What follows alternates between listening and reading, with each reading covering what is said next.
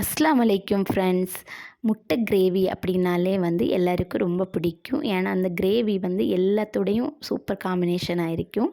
இது வந்து ஒரு மண் சட்டியில் சிக்கன் மசாலா போட்டு செய்த கிரேவி அப்படின்னா நம்ம கேட்கவா வேணும். வாங்க இது எப்படி பண்ணுறதுன்னு பார்க்கலாம். ஒரு மண் சட்டி அடுப்பில் வச்சு அதில் வந்து ஒரு 2, 3 டேபிள் ஸ்பூன் அளவுக்கு தேங்காய் எண்ணெய் சேர்த்துக்கிறேன். சேர்த்துட்டு இதில் வந்து 3 கிராம்பு, ஒரு துண்டு பட்டை, 3 ஏலக்காய் சேர்த்துக்கலாம். இதோட ஃப்ளேவர் சூப்பராக இருக்கும். அதுக்காக தான். அது ஃப்ளேவர் இறங்கட்டும். இறங்குனதுக்கப்புறமா இதில் வந்து 3 வெங்காயத்தை வந்து நான் நைஸாக சாப் பண்ணி வச்சுருக்கேன். அதை சேர்த்துக்கிறேன். சேர்த்து நல்லா வந்து வதக்கிக்கலாம். வதக்கிட்டு இதில் வந்து ஒரு 1/2 டீஸ்பூன் அளவுக்கு உப்பு சேர்த்துக்கிறேன். வெங்காயம் சீக்கிரம் வேகிறதுக்கு தேவையான அளவு உப்பு சேர்த்துட்டு இதை வந்து நல்லா வதக்கி கொடுத்ததுக்கப்புறமா ஒரு மூடி போட்டு மூடி 5 நிமிஷம் வந்து வேக விடலாம். நல்லா வேகட்டும் இது. வெங்காயம் வந்து நல்லா நைஸாக வெந்து வரணும். இப்போ நல்லா வெந்து வந்துடுச்சு. இதில் வந்து ஒரு பச்சை மிளகாய் 3 எண்ணம் வந்து கீறி வச்சுருக்கேன். அதை இது கூட சேர்த்துக்கிறேன். சேர்த்துட்டு இதில் வந்து 1/2 டீஸ்பூன் அளவுக்கு இஞ்சி பூண்டு விழுது சேர்த்துக்கலாம். சேர்த்து பச்சை வாசனை போகிறது வரைக்கும் வதக்கிக்கலாம். இது நல்லா வதங்கினதுக்கப்புறமா நம்ம வந்து நான் 2 தக்காளி வந்து நைஸாக சாப் பண்ணி வச்சுருக்கேன். அதை இது கூட சேர்த்துக்கிறேன். தக்காளி, வெங்காயம் எல்லாமே நைஸாக சாப் பண்ணி சேர்த்தா தான் எப்போவுமே வந்து சீக்கிரமாக குக்காகி வரும். அதுக்காக தான் நைஸாக சாப் பண்ணுறது.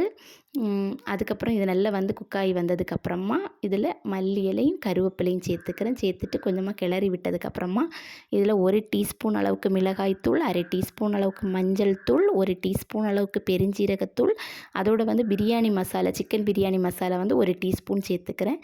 இதோட ஃப்ளேவர் வந்து சூப்பராக இருக்கும். கண்டிப்பாக ட்ரை பண்ணி பாருங்கள். இது கூட வந்து 1/2 டீஸ்பூன் அளவுக்கு கரம் மசாலா சேர்த்துக்கிறேன்.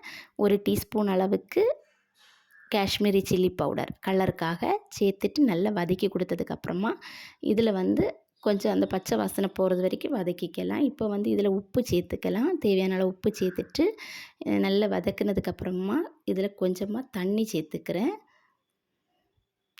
தண்ணி சேர்த்து ஒரு 1/2 டம்ளர் தண்ணி சேர்த்து இதை நல்லா கிளறி விட்டுட்டு இதை வந்து கொஞ்சம் நேரம் குக் பண்ணி எடுக்கணும். அதுக்காக வந்து கொதிக்கட்டும். அதுக்கு ஒரு மூடி போட்டு மூடி கொஞ்சம் நேரம் வச்சுக்கலாம். இப்போ நல்லா வந்து கொதித்து ரெடி ஆனதுக்கப்புறமா இதில் 1/2 லெமனோட சாறு சேர்த்துக்கிறேன். கொஞ்சம் புளிப்பு சுவை எடுத்து கொடுக்கும். அதுக்காக தான் சேர்த்துட்டு இப்போ முட்டையை வந்து வேக வச்சு பாதியாக உடச்சி வச்சுருக்கேன். இதை வந்து இந்த இது கூட சேர்த்துக்கலாம். இந்த கிரேவியோட சேர்த்துட்டு நான் வந்து 5 முட்டை குக் பண்ணி எடுத்தேன். அதை பாதியாக கட் பண்ணும்போது 10 பீஸ் வந்துச்சு. அதை வந்து இதில் சேர்த்துக்கிறேன்.